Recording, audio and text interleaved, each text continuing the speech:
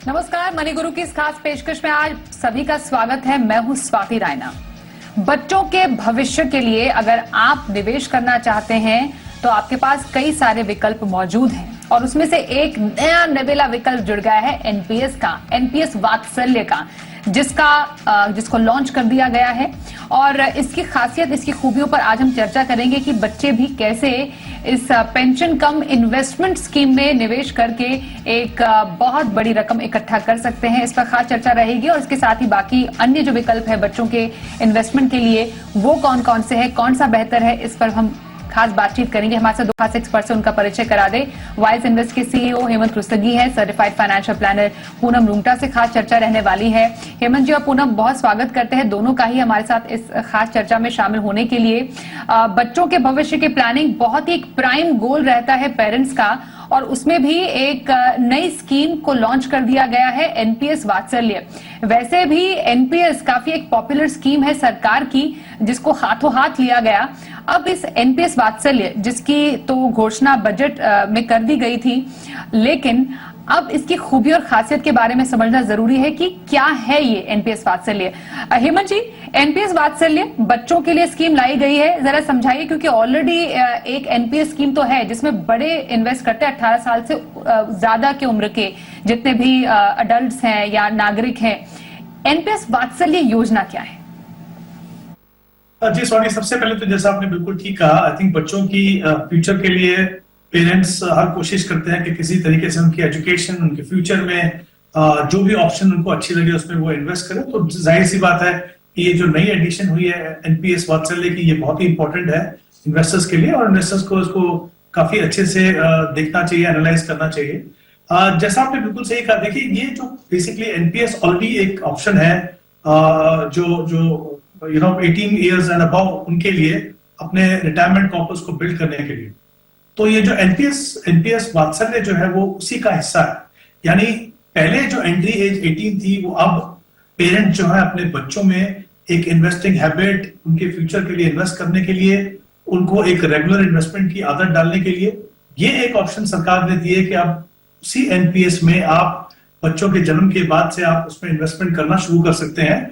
तो ऑब्वियसली मतलब एनपीएस वात्सल्य जो है वो जिस भी एज में आप शुरू करें बच्चों का, 18 ईयर्स तक वो चलेगी, और उसके बाद 18 ईयर्स के बाद जो स्टैंडर्ड एनपीएस है वो आगे आप उसको कंटिन्यूस कर सकते हो। तो इसका ऑब्जेक्टिव स्वाति एक ही है कि पेरेंट्स को एक और ऑप्शन मिले, अगर वो चाहें कि ऐसे इन्वेस्टमेंट ऑप्शन में पैसा लगाएं जहां पे बच्चों का फ्यूचर, ये जैसा मैंने कहा, उनमें एक डिसिप्लिन लाने के लिए या उनके इवन रिटायरमेंट के लिए शुरुआत से ही एक कॉर्पस बनाने की शुरुआत करें।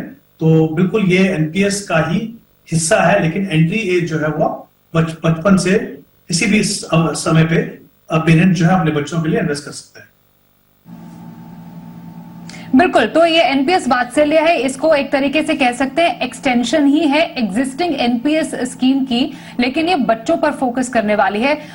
पूनम, इसका मतलब ये हुआ कि जब 18 साल का बच्चा हो जाता है, जब जिसको माइनर से मेजर कहा जाता है, तो ये एक रेगुलर एनपीएस अकाउंट में कन्वर्ट हो जाएगा, और जो ऑलरेडी जो एनपीएस अकाउंट जिसके बेनिफिट्स हमें मालूम है, वो तमाम बेनिफिट्स एक एनपीएस वात्सल्य स्कीम में भी वैसे ही लागू होंगे।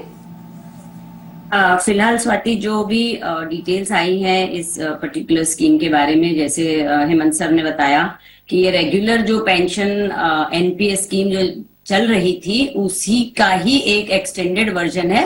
फर्क सिर्फ इतना है कि अब इसमें आप अपने बच्चों के लिए भी अकाउंट खोल सकते हैं।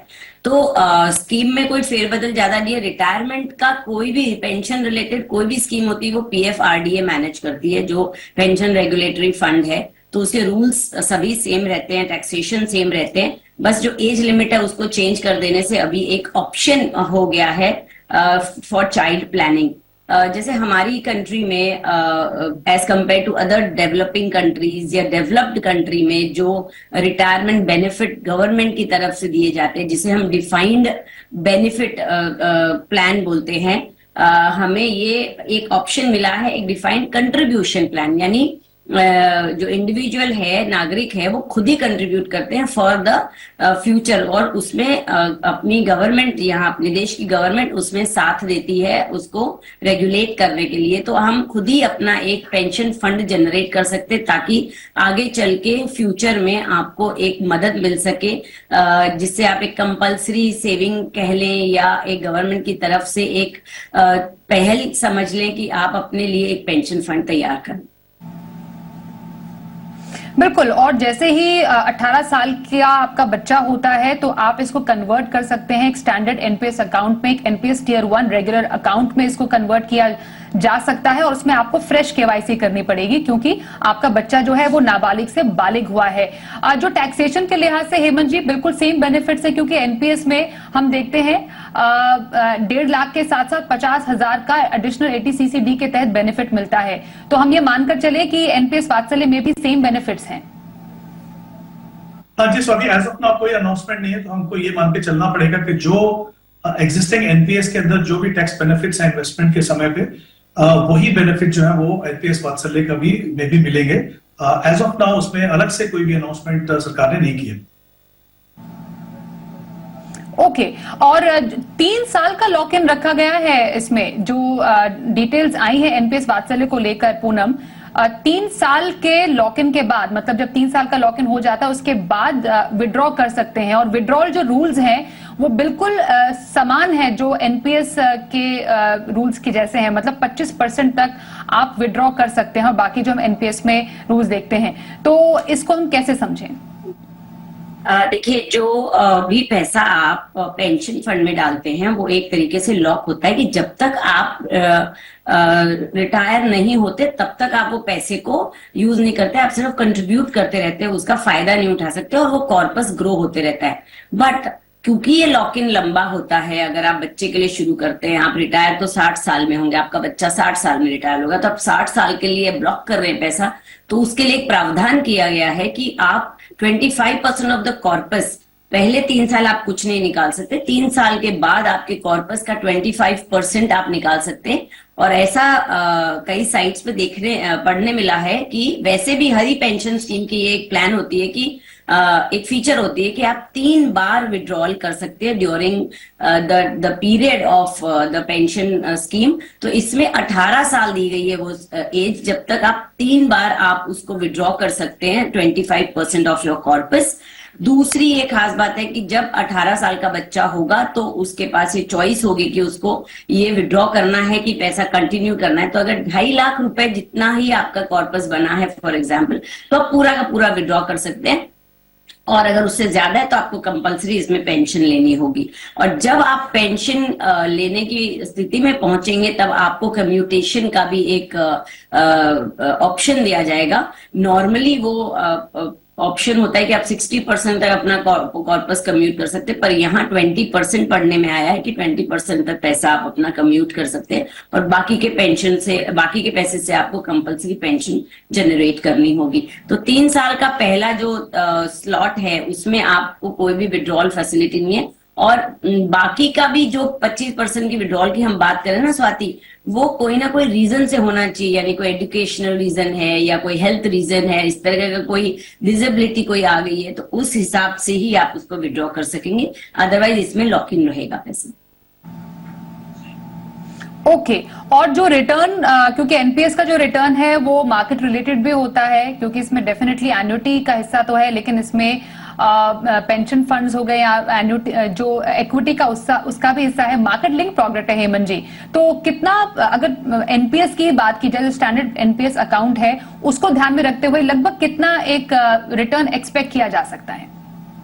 जी स्वाति, आई थिंक ये बहुत इंपॉर्टेंट एस्पेक्ट है, क्योंकि एक तरफ तो हम कोशिश कर रहे हैं कि पेरेंट्स जो है बच्चों के लिए इन्वेस्टमेंट प्रोसेस शुरुआत करें उनके जन्म के बाद से जितना जल्दी हो सके। उसके साथ ही ये भी इंपॉर्टेंट है कि उनके पास इन्वेस्टमेंट ऑप्शंस क्या है, किस तरह का वो कॉर्पस बना पाएंगे, क्योंकि सेविंग हैबिट के साथ साथ ये भी इंपॉर्टेंट है कि बच्चे अगर उसका ऑब्जेक्टिव ये है कि वो यूज टू हो और वो समझे कि क्या इन्वेस्टमेंट ऑप्शन है, तो ऑब्वियसली वो जो मार्केट लिंक्ड ऑप्शन है जैसे इक्विटी मार्केट या कॉर्पोरेट डेट या जो गवर्नमेंट सिक्योरिटीज, उसके बारे में भी समझे। तो यहाँ पे एग्जैक्टली जिस तरीके से ऑप्शन मिलती है आपको एनपीएस में, वही ऑप्शन है। अगर आप डिफॉल्ट ऑप्शन की बात करें तो वहां पे मैक्सिमम एक्सपोजर इक्विटी में आपको 50% मिलेगा। अगर आप लाइफ साइकिल की बात करें जिसको हम ऑटो कहते हैं, तो अगर अग्रेसिव में लेंगे तो 75% मिलेगा, मॉडरेट में 50% इक्विटी में मिलेगा और कंजर्वेटिव में 25%।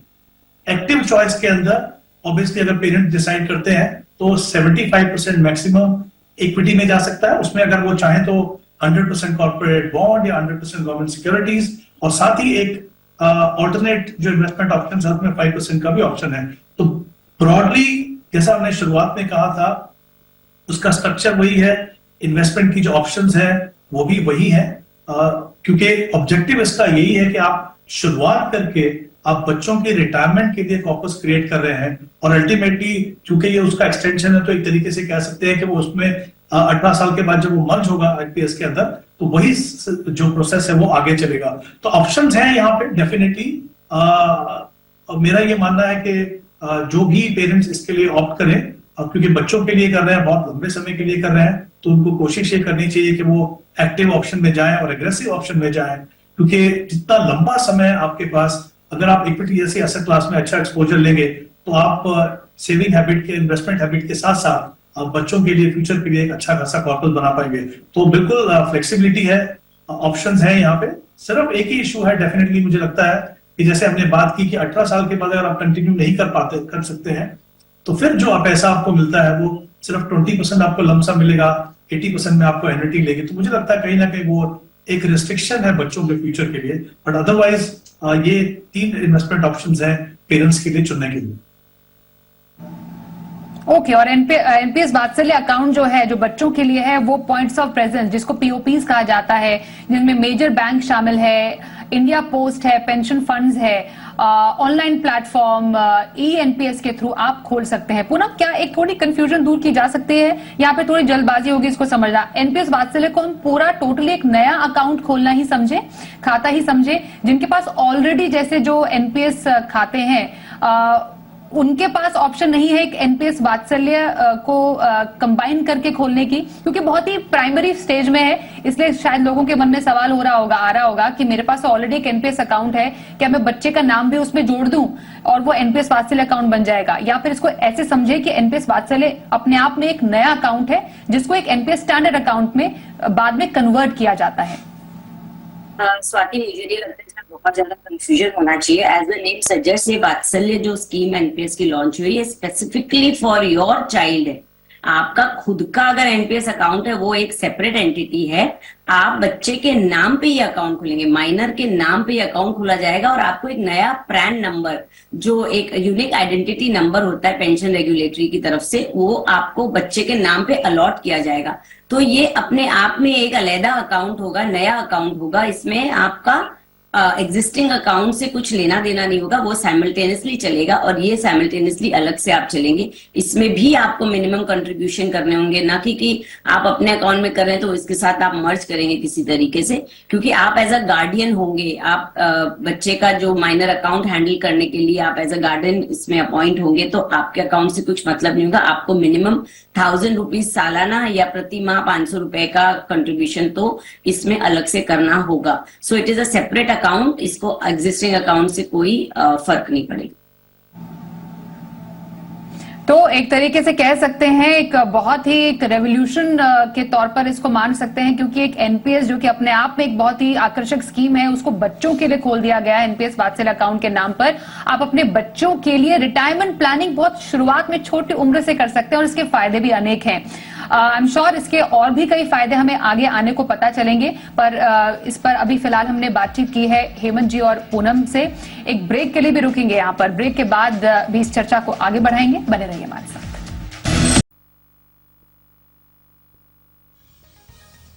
आइए अब कुछ दर्शकों के सवाल शो में करते हैं शामिल। पहला सवाल हमारे पास आशीष चंद्रा जी का है। इनफैक्ट उनका वो हमसे फोन लाइन पर भी मौजूद हैं। आशीष जी, बहुत स्वागत करते हैं आपका हमारे शो में। और बताइए, आपने अपना सवाल भेजा था हमें अपने पोर्टफोलियो से जुड़ा हुआ, थोड़ी और डिटेल्स देंगे आप? जो ये एसआईपी कर रहे हैं फंड्स में ऑलमोस्ट 35,000 की, किस पर्पस के लिए, गोल क्या है और आप कितनी राशि इकट्ठा करना चाहते हैं?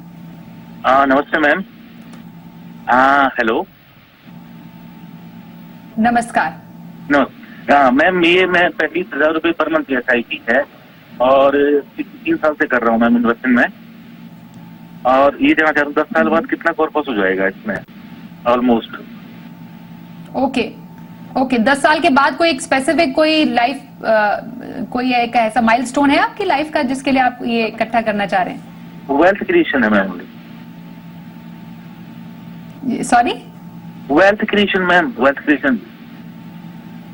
ओके, वेल्थ क्रिएशन के लिए करना चाह रहे हैं आशीष जी का एक पोर्टफोलियो। पूनम, आप देखेंगी वेल्थ क्रिएशन के लिए इनका ये पूरा पर्पस है। 35,000 के SIP फंड्स कैसे लग रहे हैं आपको इनके? स्वाति, फंड्स तो इन्होंने अच्छे डाइवर्सिफाइड फंड्स लिए, पर मुझे लगता है कि 10 साल का टाइम होराइजन अभी और है और 3 साल से ऑलरेडी ये कर रहे हैं। तो जो इन्होंने पैसिव फंड्स ले रखे हैं, UTI 500 वैल्यू 50 और UTI का ही निफ्टी नेक्स्ट 50 ले रखा है, इसमें से आप थोड़ा सा एक्टिव मैनेजमेंट की तरफ ले लें। और साथ ही आपने जो आदित्य बिरला का ELSS टैक्स सेवर फंड ले रखा है, तो आप ये जान लें कि आप अभी फिलहाल मौजूदा आप जो टैक्स रिटर्न फाइल कर रहे हैं वो न्यू रेजिम में कर रहे हैं कि ओल्ड रेजिम में कर रहे हैं, क्योंकि ELSS के फायदे और दूसरे जो टैक्स सेविंग 80C के जो सेक्शन के अंदर इंस्ट्रूमेंट्स थे वो सिर्फ ओल्ड रेजिम में आपको डिडक्शंस देते हैं आपके इनकम में से, अदरवाइज ये आपको न्यू रेजिम में आपको कोई इसका बेनिफिट नहीं। तो वो आप समझ लीजिए, अगर आप न्यू रेजिम में है तो इसको भी आप बंद करके दोबारा चालू कर सकते हैं।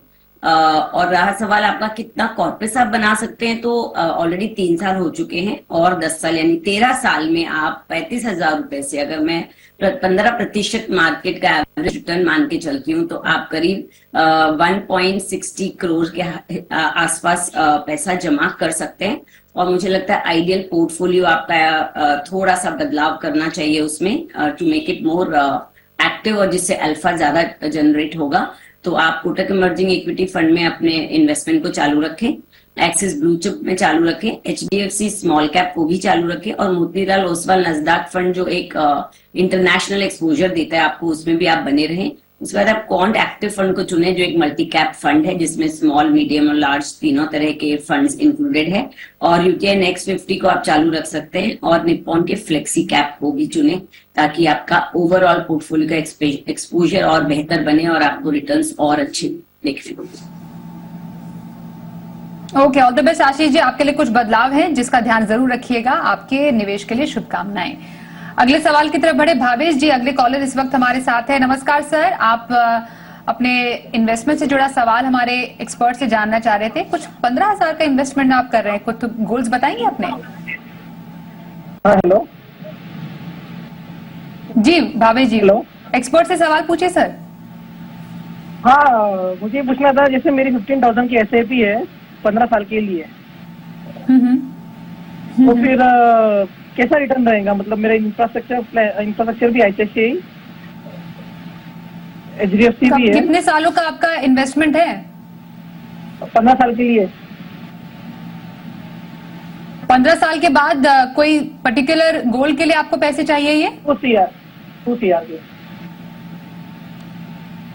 2 CR चाहिए। किस पर्पस के लिए 2 करोड़ आप इकट्ठा कर रहे हैं? रिटायरमेंट या कोई और?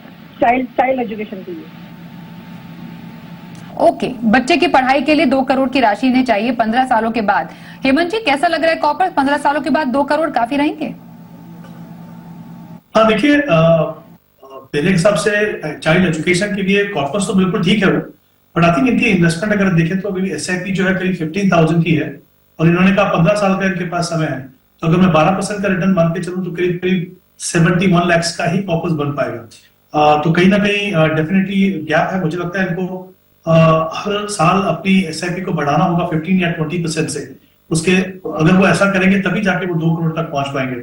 ऑब्वियसली जब हम स्टेप अप SIP करते हैं तो उसके काफी फायदे हैं, बड़ा कॉर्पस बनता है, पावर कंपाउंडिंग का फायदा होता है, पर ये काफी चैलेंजिंग भी है क्योंकि इसमें बहुत डिसिप्लिन की जरूरत है कि अगले 15 साल तक इनकी जो इनकम बढ़े उसका कुछ हिस्सा जो है इन्वेस्टमेंट में आए। तो अगर इनको अपना 2 करोड़ का कॉर्पस बनाना है, जो टारगेट है उनका, तो जैसा मैंने कहा 15 से 20% इनको अपनी SIP का अमाउंट बढ़ाना पड़ेगा हर साल। इनके अगर मैं फंड की बात करूं, पहली बात इन्होंने कहा कि इनके पास एक ICICI इंफ्रास्ट्रक्चर फंड है। देखिए बहुत अच्छा थीम है, बहुत पोटेंशियल भी है, लेकिन हमेशा जो थीमेटिक फंड्स के साथ इशू ये है कि जो परफॉर्मेंस है वो इरेटिक रहती है, तो एक आम निवेशक के लिए मुझे लगता नहीं वो एक बहुत अच्छी ऑप्शन है। तो मुझे लगता है उसकी जगह में अगर ये ICICI Pru large and mid cap अगर फंड देखें तो वो बेहतर रहेगा। इन्होंने कहा कि इनके पास ABSL म्यूचुअल फंड और निपॉन का भी फंड है, बट इन्होंने फंड का नाम नहीं बताया। अगर फंड का नाम पता चले तो मैं डेफिनेटली इनको गाइड कर सकता हूं। इसके अलावा इन्होंने कहा इनके पास एक निफ्टी इंडेक्स फंड है और एक HDFC का टॉप 100 फंड है, एक्टिव फंड। दोनों को मर्ज कर दीजिए, या तो आप एक्टिव फंड रखिए या तो फिर आप पैसिव फंड रखिए, वो बिल्कुल सही है। बट अगर दो फंड का नाम बता सके तो मैं डेफिनेटली बता सकता हूं कि वो उनको उसमें कंटिन्यू करना है कि नहीं। ओके, तो ये रही राय भावेश जी आपके लिए। आई होप आपने सुन लिया होगा, तो आप जरूर इस निवेश को आगे बढ़ाएं। शुभकामनाएं आपको भी। शेखर प्रसाद शॉ का सवाल इस वक्त हमारे पास आ रहा है। मौजूदा निवेश 20,000 का है इनका, 15 सालों तक निवेश इन्हें करना है। कितनी राशि इकट्ठा कर सकते हैं? पोर्टफोलियो रिव्यू करने के लिए कह रहे हैं। शेखर जी फोन लाइन पर भी हमारे साथ। ओके, शेखर जी का जो पोर्टफोलियो है बता दें। Parag Parikh flexi cap, JM flexi cap, SBI contra, Motilal Oswal का मिड कैप है और टाटा स्मॉल कैप फंड है। पूनम, फ्लेक्सी कैप 2 रखे हैं, कॉन्ट्रा भी रखा है, मिड और स्मॉल कैप है। कुछ कमी आपको नजर आ रही है किसी फंड में? कुछ ऐड करने की जरूरत है? और कैसा पोर्टफोलियो? स्वाति, डाइवर्सिफाइड पोर्टफोलियो थोड़ा अग्रेसिव की तरफ है। SBI Contra, mid cap, small cap सभी है। फ्लेक्सी कैप थोड़ा ओवरलैपिंग फंड स्टाइल है, तो उसमें से एक में से आप निकल के JM फ्लेक्सी कैप की जगह क्वांट एक्टिव फंड ले लें, मल्टी कैप ले लें, जिसमें रेशियोज इक्वल रहते हैं स्मॉल, मिड और लार्ज के। तो आपका डाइवर्सिफिकेशन और बेहतर होगा और आप इसमें बने रहे। अच्छा पोर्टफोलियो बनाया है। 15 साल में 20,000 रुपए की SIP से अगर हम मार्केट के रिटर्न को 12 से 15% मानते हैं तो आप 1 से 1.5 करोड़ के बीच में आप अपना कॉर्पस जमा कर सकते हैं। और थ्रू आउट द पीरियड आप बहुत पेशेंटली इसमें बने रहें, आप रोके नहीं अपने इन्वेस्टमेंट को। और जैसे हेमंत सर ने अभी बताया, कॉर्पस बिल्डअप करना है तो आपको स्टेप अप भी करना चाहिए, धीरे धीरे अपने इन्वेस्टमेंट को भी बढ़ाएं। और वहीं स्वाति, जब हम बात कर रहे थे अबाउट फ्यूचर प्लानिंग कि हमारा आज का शो ही लंबी प्लानिंग के लिए, बच्चों का रिटायरमेंट यानी 60 साल दूर, तो वहां हमें इन्फ्लेशन को फैक्टर इन जरूर करना चाहिए। कोई भी गोल के बारे में बात करें, अगर हम बच्चे के लिए 1,000 रुपए प्रति माह की अगले 60 साल के लिए भी निवेश करते हैं तो वो आपको जान के हैरानी होगी कि आप एज मच एज 60 से 70 करोड़ रुपए बना सकते हैं with the return of 12 to 15%। तो उसमें अगर इन्फ्लेशन को फैक्टर इन करें, 5% भी इन्फ्लेशन रखते हैं, तो 60 साल बाद के 60 करोड़ रुपए की वैल्यू महज 3 से 4 करोड़ होगी। तो ये सभी फैक्टर्स जरूरी है ध्यान में रखने के लिए, और आपको जरूर एक फाइनेंशियल सलाहकार की हेल्प लेनी चाहिए to plan for your long term goals. बिल्कुल, तो फाइनेंशियल सलाहकार की मदद ले लॉन्ग टर्म गोल के लिए। और आपकी इस निवेश के लिए आपको बहुत बहुत शुभकामनाएं शेखर जी। होपफुली आप हमें देख रहे होंगे, सुन रहे होंगे, तो आप कुछ बदलाव कर सकते हैं, वो जरूर कीजिएगा। धन्यवाद करेंगे पूनम और हेमंत जी, आप दोनों का ही हमारे साथ आज के इस खास कार्यक्रम में शामिल होने के लिए। एक ब्रेक के लिए भी रुकते हैं, खबरें जारी रहेंगी। देखते रहिए जी बिजनेस।